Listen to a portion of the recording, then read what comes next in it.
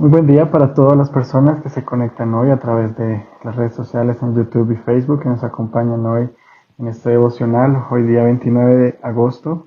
Tengo la oportunidad y privilegio nuevamente de compartir con ustedes este mensaje guiado por este libro que estamos leyendo en este año nuevamente.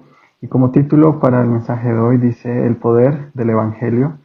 Y nos invita a hacer una lectura en el libro de Romanos, capítulo 1, del versículo 1 al 7 y versículos 14 al 17. Así que antes de empezar, encomendemos este tiempo al Señor y vamos a juntos orar para que el Espíritu Santo hable en nuestras vidas y que también este mensaje edifique nuestros corazones y nos dé también esa esperanza de vida que es la palabra de Dios. Amado Señor, queremos agradecerte por este nuevo día. Señor, gracias por darnos la oportunidad de despertar, de ver, Señor, una vez más la luz del sol, por la vida, la salud, no solamente de nuestras vidas, sino también nuestras familias, los seres queridos que nos rodean. Señor, gracias por el lugar donde estamos, Señor. No sé, tal vez algunos estemos en la misma ciudad, otros en diferentes lugares, pero gracias porque nos une, Señor, este tiempo para hablar de ti, Señor, escuchar tu voz y poder entender esa palabra y ese mensaje que ha sido escrito también por otras personas inspiradas por medio de tu Santo Espíritu.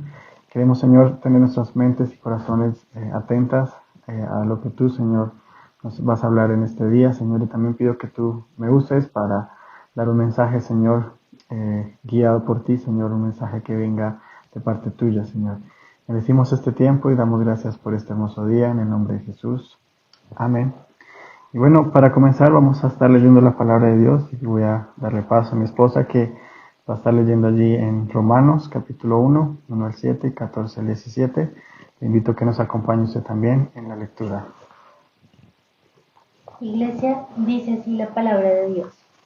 Pablo, siervo de Cristo Jesús, llamado a ser apóstol, apartado para el Evangelio de Dios, que él ya había prometido por medio de sus profetas en las Santas Escrituras, acerca de su Hijo que nació de la descendencia de David, según la carne, y que fue declarado Hijo de Dios con poder, conforme al Espíritu de Santidad por la resurrección de entre los muertos, nuestro Señor Jesucristo, por medio de quien hemos recibido la gracia y el apostolado para promover la obediencia a la fe entre todos los gentiles, por amor a su nombre, entre los cuales estáis también vosotros, llamados de Jesucristo.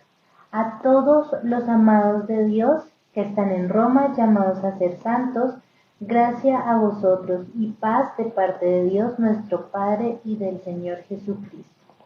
Y el verso 14 al 17 dice: Tengo obligación tanto para con los griegos como para con los bárbaros, para con los sabios como para con los ignorantes. Así que por mi parte, ansioso estoy de anunciar el Evangelio también a vosotros que estáis en Roma. Porque no me avergüenzo del Evangelio, pues es el poder de Dios para salvación de todo el que cree, del judío primeramente y también del griego. Porque en el Evangelio la justicia de Dios se revela por fe y para fe, y como está escrito, mas el justo por la fe vivirá. Amén. Y aquí resalta, iniciando la lectura del devocional, resalta el verso 15 donde dice: Pronto estoy a anunciaros el Evangelio también a vosotros que estáis en Roma. Y el mensaje de hoy dice: La antigua Roma tenía su propia versión del Evangelio, la buena noticia. Según el poeta Virgilio, Zeus, el rey de los dioses, había decretado para los romanos un reino sin fronteras. Los dioses habían elegido a Augusto como el Hijo Divino y Salvador del mundo al dar inicio a una era dorada de paz y prosperidad. Sin embargo, esta no era una buena noticia para todos. Para muchos fue una realidad desagradable e impuesta por la mano dura del ejército y de los verdugos del emperador. La gloria del imperio se construyó sobre las espaldas de un pueblo esclavo que servía sin identidad legal ni propiedad a discreción de los amos que los gobernaban. En este mundo, Pablo se presentó como siervo de Jesucristo, Romanos 1:1. Jesús, como había odiado Pablo ese nombre, y como él mismo Jesús había sufrido por admitir ser el Rey de los judíos y el Salvador del mundo. Esta era la buena noticia que Pablo explicaría en el resto de su carta a los romanos. Este evangelio era poder de Dios para salvación a todo aquel que cree. Verso 16. A cuanto lo necesitaban aquellos que sufrían a manos del César. Allí tenían la noticia de un Salvador crucificado y resucitado, el libertador que conquistó a sus enemigos mostrándonos cuánto los amaba. Termina aquí el mensaje diciendo: los que mejor conocen la buena noticia son aquellos que saben cuánto la necesitan. Y nos hace una pregunta: ¿qué frases de Pablo a los romanos te parecen que describen la buena noticia? Nos invita a leer nuevamente del capítulo 1, versos 1 al 7. Y dice: ¿por qué Pablo, que antes odiaba a Jesús, ahora quería que todos creyeran en él? Y aquí nos invita a leer Hechos, capítulo 26. Bueno, como sabemos, la palabra de Dios ha sido presentada para salvarnos, para traer ese mensaje de salvación.